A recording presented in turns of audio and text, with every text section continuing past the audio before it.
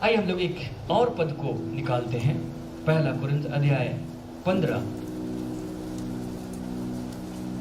पहला कुरिन्थ अध्याय 15 और उसके 19। यहां पर पौलुस ने एक बात को लिखा, यदि हम केवल इसी जीवन में मसीह से आशा रखते हैं तो हम सब मनुष्यों से अधिक अभागे। तो कई बार इस वचन को इस रूप में पेश किया जाता है कि आपको इस जीवन में ज्यादा आशा नहीं रखना चाहिए, आपको इस जीवन के बाद के जीवन के बारे में ज्यादा सोचना चाहिए। अच्छी बात है कि हम इस जीवन के बाद के जीवन के विषय में सोचें, वो सबसे जरूरी बात है, लेकिन हम इस बेसिस पर इसको इग्नोर नहीं कर सकते कि अभी रहते हुए हम आनंद पूर्वक परमेश्वर की महिमा करें। और अगर हम इस वचन को निकाल कर उस पर लागू कर रहे हैं तो हमको संदर्भ में इसको पहले समझ लेना चाहिए। ठीक है, संदर्भ में हम थोड़ा समझते हैं। यहां पर इनके पास में एक सवाल था, कुरिन्थ के लोगों के पास, कि मरे हुओं का पुनरुत्थान होगा कि नहीं। जो मर गए, जो यीशु पर विश्वास किया, क्योंकि कहा गया था कि जो यीशु पर विश्वास करेगा वो कभी नहीं मरेगा। अभी तो मर गए, तो मरे हुओं का पुनरुत्थान होगा कि नहीं, ये सवाल उठ गया। तो पौलुस उसी का जवाब दे रहा था कि यीशु मसीह मर के जी उठा कि नहीं उठा। तो उठा, तो बाकी लोग भी जी उठेंगे। तो यही जवाब था। और उनको कहा गया कि यदि मसीह ने जी उठा तो तुम्हारा विश्वास भी व्यर्थ है, तुम अभी तक अपने पापों में फंसे हुए हो। यहां तक कि उसने क्रूस पर अपना लहू बहाया, वो मर भी गया, उतना विश्वास किया तो काफी नहीं हुआ। यदि मसीह नहीं जी उठा तो मसीह का जी उठना बहुत महत्वपूर्ण था, क्योंकि 17 पद में लिखा है, यदि मसीह नहीं जी उठा तो तुम्हारा विश्वास व्यर्थ है और तुम अब तक अपने पापों में फंसे हो। और उसके बाद 18, 19, यदि हम केवल इसी जीवन में मसीह से आशा रखते हैं तो हम सब मनुष्यों से अधिक अभागे हैं। क्यों उसको ये बात कहनी पड़ी? क्योंकि कुरिन्थ के लोग जो थे, वे लोग इस जीवन में सब कुछ अनुभव कर रहे थे, परमेश्वर की भरपूरी को, और वो इतना ज्यादा उसमें मगन हो गए थे कि उसके बाद के जीवन के लिए सोचना ही छोड़ दिए। उनके पास इस संसारिक जीवन के लिए इतना बहुत आयत आ चुका था कि बाद के जीवन के लिए सोचना भूल गए थे। हम इस वचन को लेकर, इस पद को लेकर उस बीमार व्यक्ति के पास या उस अभागे व्यक्ति के पास जो यहाँ पर संसार में पीड़ित अवस्था में है, हम जाकर लागू नहीं कर सकते कि तुम यदि संसार में की वस्तुओं पर आशा रखते हो तो सबसे अधिक अभागे हो, तुम केवल इसी जीवन के लिए आशा रखते हो तो अधिक अभागे हो। तुमको बात का सोचना चाहिए। ये वचन किनके लिए लिखा गया? उनके लिए लिखा गया जो संसार में रहते हो भरपूरी का जीवन जी रहे हैं। पूरी कुरिन्थ की पत्री को अगर आप पढ़े तो पाएंगे कि कुरिन्थ के लोगों के बीच में किसी वरदान की घटी नहीं थी। पहले अध्याय में ही लिख दिया गया, और 12वें अध्याय में उसको डिटेल से बताया गया कि कौन कौन से वरदान होते हैं। तो किसी वरदान की भी घटी नहीं थी, मतलब चंगाई के वरदान पाए हुए लोग भी वहां पर थे। तो मतलब स्वास्थ्य थे वो लोग अनुभव कर रहे। दूसरा, जो कुरिन्थ का शहर था वो यूनान का एक ऐसा नगर था जो व्यापार का केंद्र था। कुरिन्थ के लोग बड़े बड़े बिजनेसमैन थे, उनके पास पैसे की भी घटी नहीं थी। पौलुस ने उनको चिट्ठी लिखकर चंदा भी मांगा कि तुम्हारे पास है, तुम दो। तो वो लोग स्वस्थ थे, वे स्वास्थ्य का अनुभव कर रहे थे परमेश्वर की तरफ से, वे भरपूरी का अनुभव कर रहे थे। उनके पास पैसों की भी कमी नहीं थी, वे इसी में मगन थे। मरने के बाद क्या होगा, जी उठेंगे नहीं जी उठेंगे। तो उनको कहना पड़ा कि यदि तुम इसी जीवन में मसीह से आशा रखते हो और बाद के लिए नहीं सोचते तो अभागे हो। सो हम इस पद को ले जाकर किसी भी बीमार पर, किसी भी ऐसे व्यक्ति पर जो वंचित है, दलित है, दबा कुचला है, उस पर लागू नहीं कर सकते, क्योंकि वो बेचारा तो इस संसार में भी कुछ आशा नहीं कर पा रहे। तो कुल मिलाकर हम सिर्फ यही बता रहे हैं कि तुम सिर्फ बाद का सोचो, अभी तुम ऐसे रहो और उसको सुधारने की सोचना भी मत, क्योंकि तुमको तो उधर का सोचना नहीं। हम लोगों ने इस बात को सीखा था कि परमेश्वर कैसी योजना बनाएगा। क्या ऐसी योजना बनाएगा जिसमें ना तो आत्मिक हो ना तो शारीरिक आशीष हो? नहीं। शारीरिक आशीष हो पर आत्मिक आशीष ना हो? नहीं। आत्मिक आशीष हो पर शारीरिक आशीष ना हो? कई बार हम लोग इसको अनुभव करते हैं, ठीक ही है। लेकिन परमेश्वर ने ऐसी योजना बनाई जिसमें आत्मिक आशीष भी हो और शारीरिक आशीष भी हो, क्योंकि यीशु मसीह में उसने ऐसे ही दिखाया। जब भूखे थे तो उनको नहीं बोला वचन सुन लिया अब जाओ। खाना जरूरी है कि वचन जरूरी है? उनको खिला के भी भेज दिया। सो उनकी जरूरतों को पूरा किया गया, उनके आवश्यकताओं को पूरा किया, उनके बीमारों को चंगा किया गया, उनके दुष्ट आत्माओं को निकाल दिया गया। सो परमेश्वर ने यही दिखाया कि परमेश्वर न सिर्फ हमारे बाद के जीवन के लिए चिंता करता है, उसके लिए उपाय करता है, उसके लिए हमें सोचने के लिए कहता है, लेकिन उस जीवन के लिए भरपूरी को भी रखा है। उसने खुद कहा था कि मैं इसलिए आया कि वे जीवन पाएं और बहुतायत से पाएं। सो बहुतायत का जीवन सिर्फ ये नहीं कि मरने के बाद हम बहुतायत का जीवन पाएं। हम लोग जो यीशु मसीह पर विश्वास करते हैं, विश्वास करने के कारण यूहन्ना 5:24 में लिखा कि अनंत जीवन हमारा है, वो अभी से शुरू हो चुका है। सो हम लोग इस जीवन में रहते हुए भी उन भरपूरियों को अनुभव करेंगे, ताकि संसार जाने कि इसी झुंड में परमेश्वर है। हम लोग क्यों इन चंगाई की बातों पर इतना जोर दे रहे हैं? हम लोग क्यों उन आशीष की बातों पर इतना जोर दे रहे हैं? हम लोग इसीलिए इतना जोर दे रहे हैं ताकि जो परमेश्वर का झुंड है इतना आकर्षक बन जाए कि अन्य जाति जिन वस्तुओं की खोज में रहते हैं वो इधर पाया जाए, तो खोजते खोजते भी इधर ही आ जाएंगे। हालेलुया। यीशु मसीह ने कहा था, तुम पहले परमेश्वर के राज्य और धार्मिकता की खोज करो तो सब वस्तुएं तुम्हें मिल जाएंगी, क्योंकि अन्य जातियां इन्हीं वस्तुओं की खोज में रहती, पर तुम्हारा पिता जानता है कि तुम्हें इसकी आवश्यकता है। सो उसने ऐसा इंतजाम किया कि झुंड ऐसा आशीषित हो जाए, उसमें ऐसी भरपूरी आ जाए कि अन्य जातियां ढूंढे संसार में कहीं ना मिले तो उनको मसीह के झुंड में मिले, और आखिरकार उनको मसीह मिल जाए। तो सुसमाचार की बढ़ती के लिए यह आवश्यक है, क्योंकि पहली शताब्दी में लोग इतने झुंड के झुंड कलीसिया में शामिल हो रहे थे। उसके पीछे का कारण भी यही था कि वहां पर लोग अपनी आवश्यकताओं को पूरा होते हुए देख रहे थे। लोग बीमारों को ढोकर लाते थे और क्रिश्चियन बनकर लौटते थे। हालेलुया। लोग दुष्ट आत्माग्रस्त को लाते थे और क्रिश्चियन बनकर लौटते थे, फिर अपने जगह पर प्रचार करते थे। सो अभी वैसा नहीं हो रहा है। अभी हम लोग अपने आप को डिफेंड करने की कोशिश कर रहे हैं कि कोई हम पर नहीं कर सके। उस समय वैसा नहीं था। उस समय लोग आते थे और हो जाते। अभी वो माहौल नहीं है, अभी वो बातें नहीं है। हम लोग फिर से स्थापित करना चाहते हैं। हम पहली शताब्दी की जो सामर्थ थी, पहली शताब्दी में जो आशीष थी, उसको अभी अनुभव करना चाहते हैं, क्योंकि हमने परमेश्वर को काम करते हुए देखा इतिहास में। उसने वचन को रिस्टोर किया, उसने अपने पवित्र आत्मा को उंडेलना शुरू किया। किस लिए?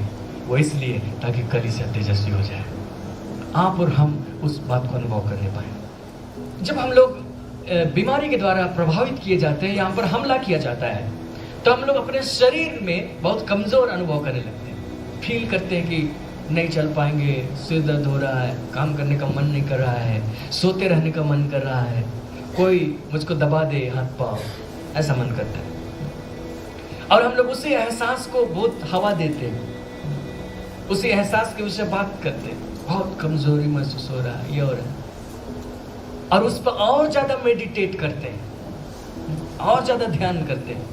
तो मैं आपको बताऊं, जितना ज्यादा आप उस पर ध्यान करेंगे उतना ही ज्यादा कमजोर होते जाएंगे, क्योंकि ध्यान करने के विषय में हमारे लिए वचन है कि किन बातों पर ध्यान करना चाहिए। हम लोगों ने पहले ही सीखा है, हगा इब्रानी शब्द, ध्यान करते रहना चाहिए। किन बातों पर? परमेश्वर के वचन पर। यहोशू को कहा गया था कि व्यवस्था की यह पुस्तक तेरे चित्त से कभी ना हटे, इस पर तो दिन रात ध्यान दिए रहे। दाऊद ने लिखा, धन्य वो पुरुष, क्या ही धन्य वो व्यक्ति जो न दुष्टों के मार्ग में खड़ा होता, न पापियों के मार्ग। और उसने कहा वो तो यहोवा की व्यवस्था से प्रसन्न रहता है और रात दिन उस पर ध्यान करता रहता है। वो उस पेड़ के समान होगा जो बहती नाली के किनारे लगाया गया, उसके पत्ते मुरझाते नहीं, अपनी ऋतु में फलता है। सो जो ध्यान करता रहता है परमेश्वर के वचन पर, वो आशीष पाता है। अब शरीर पर जो ध्यान करता रहता है वो आशीष पाता है कि नहीं, वो अलग बात है। उसका जवाब आप जानते हैं। आइए हम लोग रोमियो की पत्री में से देखें अब्राहम ने कैसे किया। अब्राहम विश्वास करने वालों का पिता कहा जाता है इसलिए क्योंकि उसने अपनी शारीरिक दशा पर ध्यान नहीं किया, उसने परमेश्वर के वचन पर ध्यान दिया। सो यदि आपके जीवन में ऐसा हो जाए तो आप अपनी शारीरिक दशा पर ध्यान मत कीजिए, उसकी जानकारी रखिए कि क्या हुआ है। लेकिन आपको ध्यान करना हो तो परमेश्वर के वचन पर ध्यान कीजिए, क्योंकि परमेश्वर का वचन ही उस परिस्थिति को बदल देगा। अब्राहम के विषय में कैसा लिखा है?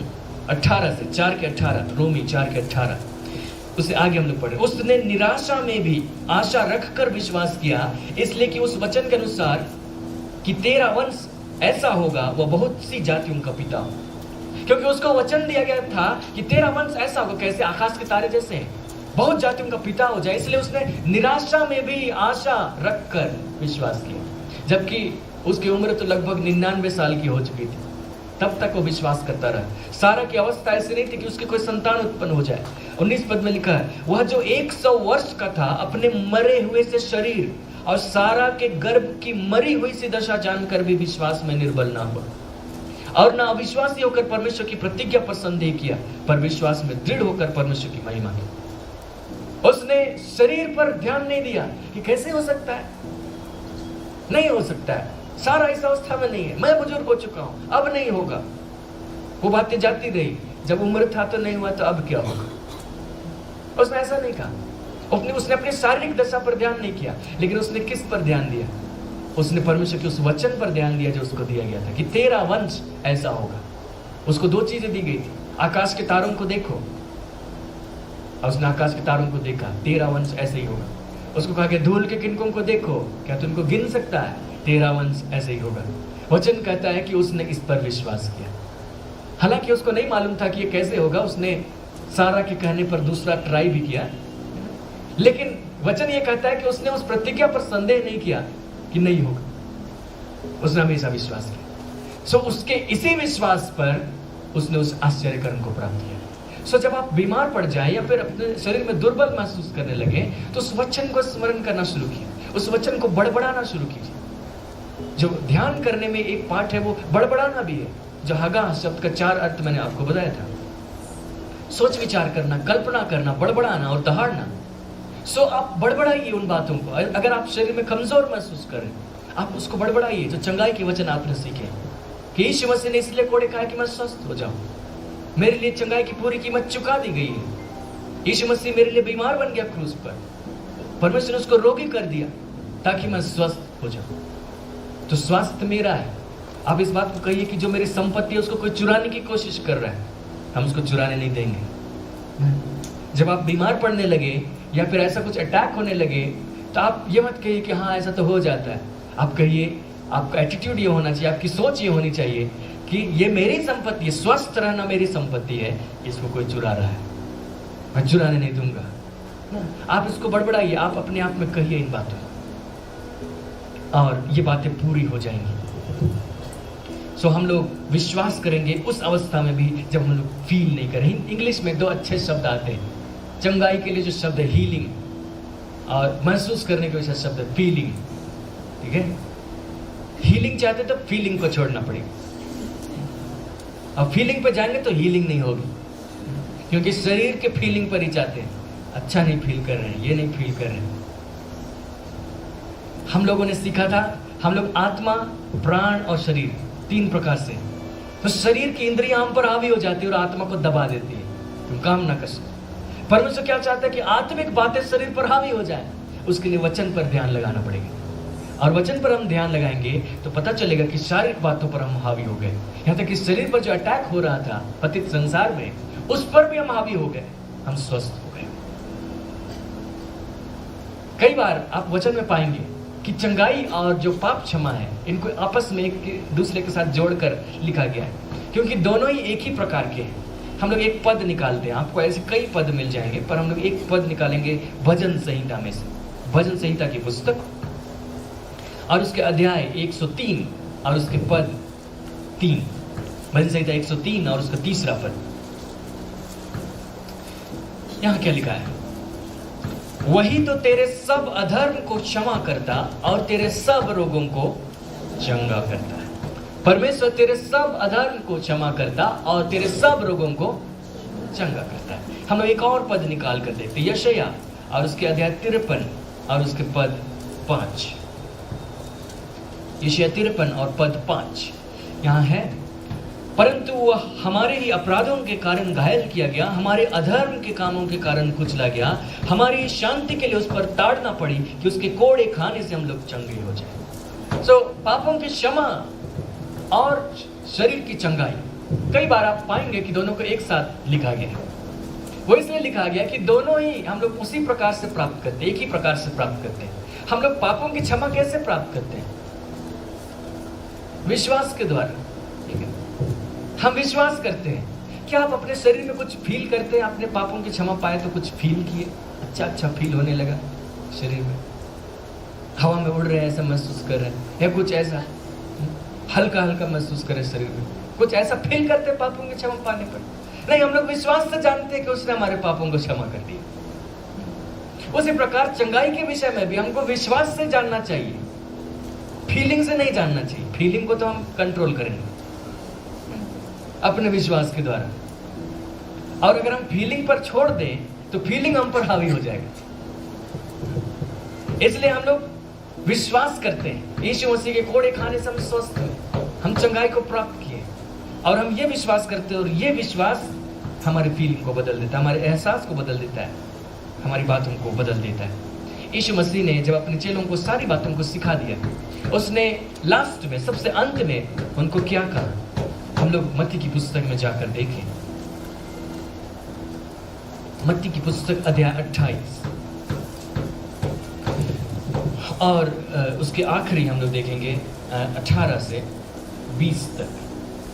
जब आप मत्ती की पुस्तक में देखेंगे तो आप पाएंगे कि यीशु मसीह अपने चेलों को बहुत बातों को सिखा रहे थे, लोगों को बहुत बातों को सिखा रहे थे, सुसमाचार का प्रचार कर रहे थे। और उस समय उसने चंगाई के विषय में भी कई स्टेटमेंट दिए। जैसे उसने 15वें अध्याय में कनानी स्त्री के सामने स्टेटमेंट दिया कि जो चंगाई है वो बच्चों की रोटी है, उसको अन्य जाति कुत्तों को ऐसे नहीं दे सकते। उसने कहा कि जब कोई गधा पानी में गिर जाता है सबत के दिन तो उसको निकाल लेते हैं, उसको थान से खोलकर पानी पिलाने ले जाते हैं सबत के दिन। उसी प्रकार चंगा करना भी है, उसने कहा।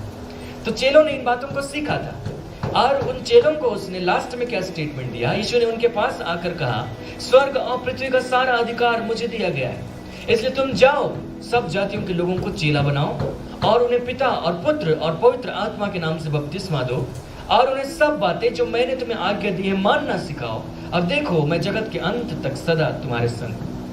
जब मैं चंगाई का प्रचार कर रहा हूँ, चंगाई की आशीष के विषय में बता रहा हूँ, तो मैं यीशु मसीह की उसी आज्ञा का प्रचार कर रहा हूँ, पालन कर रहा हूँ, जो उसने अपने चेलों को कहा था। जो उसके 12 चेले थे, और भी कई चेले हो गए, उसने उनको इन बातों को सिखाया था, प्रैक्टिकली सिखाया, थियोरेटिकली भी सिखाया। और उसने कहा कि जो बातें मैंने तुम्हें से कही हैं, तुम्हें आज्ञा दी, उनको मानना सिखाओ। चेलों का जो काम था वो ये था कि जिन बातों को उन्होंने यीशु से सीखा है उसको नेक्स्ट जनरेशन में सिखाकर शिफ्ट कर। फिर उनका काम क्या है कि उसको नेक्स्ट जनरेशन में शिफ्ट कर दें, और करते करते वो हम तक आ पहुंचे। हालांकि ऐसा हुआ नहीं, बीच में वो बातें कब की गायब हो गई, फिर से परमेश्वर उन बातों को रिस्टोर किया ताकि हम लोग उन बातों को अनुभव करें। लेकिन हम लोग उन्हीं बातों को समझने की कोशिश कर रहे हैं, उन्हीं बातों को सीख रहे हैं जो यीशु मसीह ने अपने चेलों को सिखाया था। क्योंकि जब हमने इन बातों के विषय सीखना शुरू किया, हमने केंद्र में यीशु मसीह को रखा। हम लोग इधर उधर नहीं देखेंगे, हम यीशु मसीह को देखेंगे और उससे सीखेंगे, क्योंकि वो परमेश्वर का पूर्ण प्रकटीकरण है। हमने उससे सीखा। ये हमारा भी काम है कि जब आप इस प्रकार की अवस्था को देखें या बीमारी की बातों को फेस करें, तो आप घबरा मत जाइए, लेकिन अपने विश्वास को काम में लाइए। या किसी दूसरे व्यक्ति को देखें, अपने विश्वास को इस्तेमाल कीजिए।